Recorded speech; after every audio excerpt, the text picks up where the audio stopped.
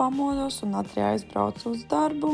Uzklāju krēmu, kuru man izrakstīja kosmetologs, viegla masāža no rīta un kafija, protams, ja to var nosaukt par kafiju. Tā es skrienu ātri uz kabinetu, ieslēdzu oftoplantoskopu un notīru kabinetu pirms pirmā pacienta.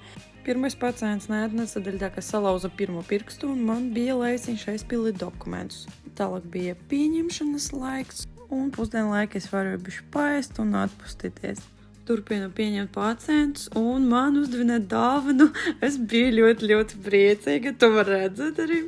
Tā es pārbaudu pēdus un atradu nelielu karpu un man arī uzdevināja šokolādes konfektes. Urā, darbs beidzas un es dodas uz lazera epilāciju. Kamēr gaidīju savu pieņemšanas laiku, tad man uztaisīja kafiju. Tā bija mana 5. reize un mēs taisījām visam ķermenim, tāpēc arī tur pavadīju pusotru stundu. Pēc procedūram aizskrienu uz veikalu, lai nopirktu produktus, bet nopirku ne tikai produktus.